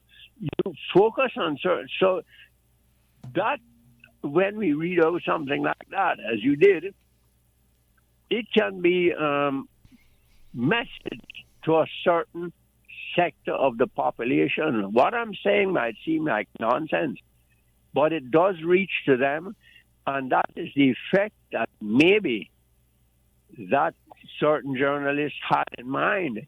I'm not saying that is so. I may be wrong. That wasn't really a journalist, though. That wasn't really that was an opinion piece. Opinion page. If it's an opinion page, okay. Yeah, a comment, really. It was really a comment. Yeah, the comment may be made by someone who, of course, yes, that is meant for a certain sector of the economy, a certain sector of the population, and so forth. And that, so therefore, we have to take it sort of with a grain of salt, as many people might be taking with what I'm saying right now. You know, that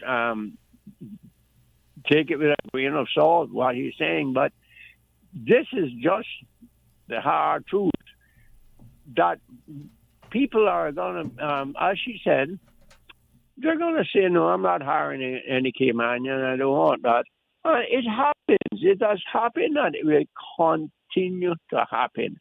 We're hit into us against them kind of society, we know that has always been here. And it will be more so now that we become much more of a minority, the generational Caymanians. We have to struggle and try to put it on the radio and TV and everything. Everyday culture, Caymanian culture. I'm proud to be a Caymanian. Well, struggling. We didn't have to say that years ago. We didn't. Everybody was proud to be, and everybody knew it. But we have to struggle to do it. Is there a way that we can avoid this us versus them kind of society? So. We have to face reality. Because of us being a minority. And we can see the attitude. We can see the many things that have changed drastically. We can listen to total loud music, what we call music, pounding basses. And on a Sunday, when that would never happen just 15, 20 years ago, pounding. So there's no respect for our source. We know that we didn't accept that kind of thing. But it's happening, and more so. And many of that, the DJ, whatever you call it, dance hall thing, it's filled with terrible bad words. Anyone can hear that loud as ever. And played maybe by a church, maybe passing a church, it doesn't really matter. This is what I'm saying. Those are glaring things that shows us the changes that have come and arrived and are here to stay and are going to continue. So the struggle of us against them. But we know there are great people who have come here and have assisted us over the many years certainly to do things. Many. And we need them and so forth. You can think of the many teachers and many doctors, many workers in different fields, construction fields, become a part of Cayman. And we think of when the days when we all had to dig graves and all that. Who were the first people to be helping us? Those same people. I don't forget. And this is what I'm saying, but it is a different set of circumstances now.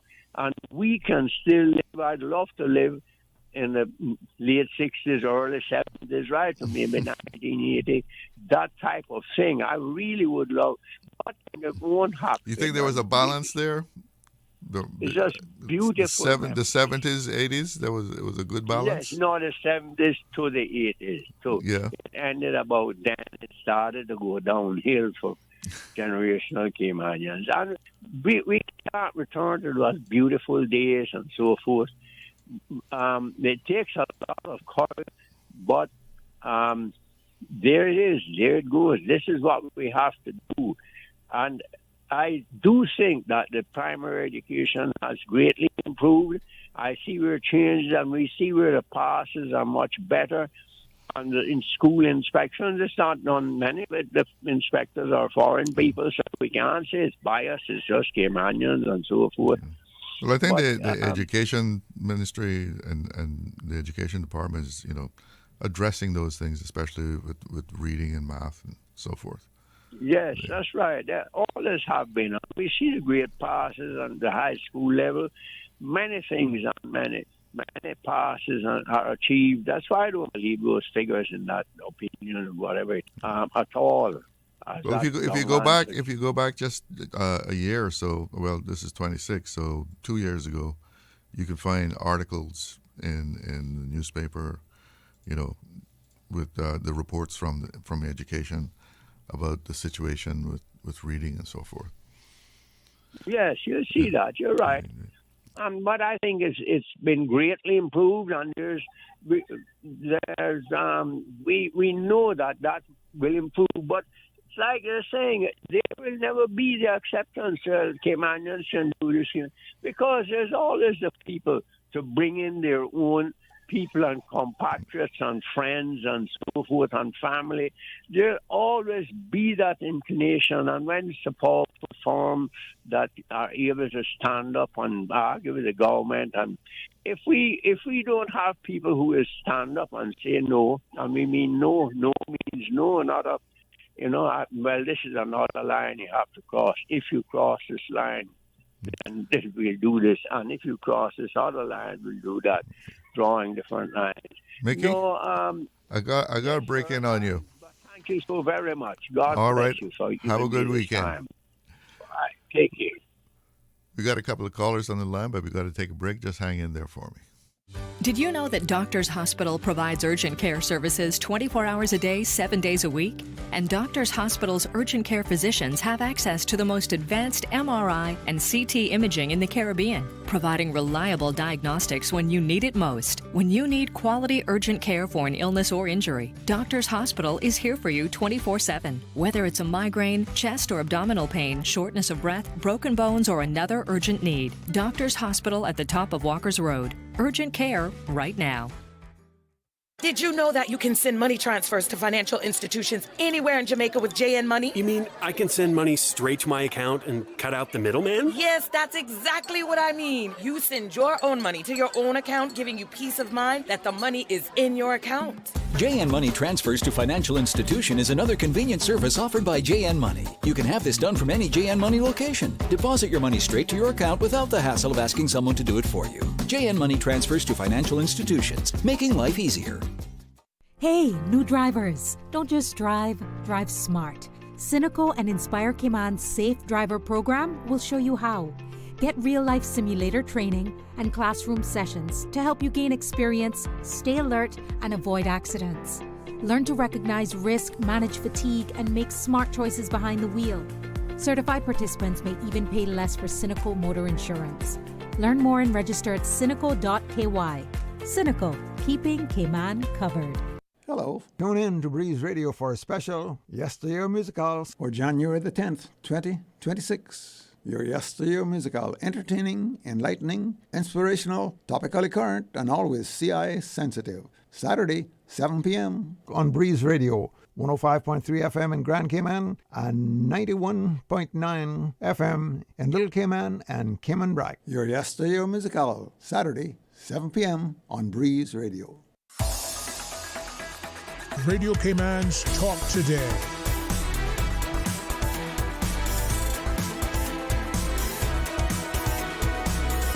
What is on your mind, Cayman? Welcome back. And quick WhatsApp message here. I think it's simple, but it's late. We should do like all the Caribbean do. Start with the government employment that Caymanians are denied, but filled with less qualifications, I guess less qualified than our own people. Thank you. That's one opinion there on the WhatsApp. And let's go to the phone lines. We have about 3 callers. We got to see if we can get them in here. Good afternoon. You're on the air. Hello. Captain Charlo. Yes, yes. I see my time is running nigh again. Yeah. So what's on your mind today? Well, I just want to, shall I say, the last call he had on, I think he took away a lot of what I wanted to say. He's right on track. Mm-hmm. When you look at, in perspective, what's happening around here, I just want to deal again with the government who can bring some sort of a legislation to what's happening into this island. People come here that has no respect for our culture. They bring in their old, what I call their old deteriorated culture. They couldn't care less, survivors into our country and destroying our country. A lot of it is jealousy. It definitely is. And they hate Caymanians with a passion, I can tell you. You think it's actually hate? Yeah, hate. Jealousy and hate. It is. That's a strong word. One has said he can't wait for the war to start with Caymanian and their nationalities. He can't wait for it. Mm. This might sound a bit negative, but where is the government of the day? I mean, Sunday, not because I keep said Adventist or Jehovah's Witness, Sunday was not just a day to go to church. It was a day that was passed down to us by our ancestors. It was a day of reverence, or just a quiet day, a sacred day if you didn't want to go to church. No, because I am not into Sunday keeping or whatever. Come on, give us a break. What's happening to our culture? That's my question. What's happening to where our ancestors left us, or what are we doing about it? Any old cat and dog can come in here and they do anything on Sunday. Where is construction? Where is garden work? Where is music? Nothing. Look at the governor's residence. It says plainly, no loud music. Why should they just go for the governor? What about the rest of the people in this island? Then you look at your representative and they can come and smile in your face. If you look at especially Caymanian generation that is not so fortunate. Up until yesterday, I had a young man that started to talk to me. I could hear by the tone of voice, these people are hungry for somebody to just chat with them and motivate them and put them in the right track, okay? What a lot of other people is suffering from, it is called rejection from people that believe that they are better than some other poor, unfortunate people. You're not.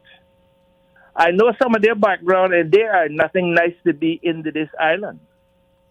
But we have some people in our society, Caymanians, of course, that mix and mingle with these people, and they forget where they come from. Okay? They forget where they come from. Yeah. They might got a little necktie and a little job and so on, so you don't know you won't Caymanian anymore.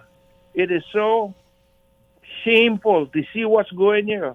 And nobody in authority say, look, Sunday for one, you have to keep your place or your pace also in a quiet area. This is the Cayman Islands. What kind of image are we portraying to this world that anybody can do as they like it? There's so much issues to talk about. Hopefully one day before too long that myself and others could come on your show and give a whole prolonged idea, detail of how we see it. That's what I would call it, how we see it in the Cayman Islands now. And I want to say to some of these people, the government, some of the elected people, what is your stance on some of these things that's going on here? You don't have a say?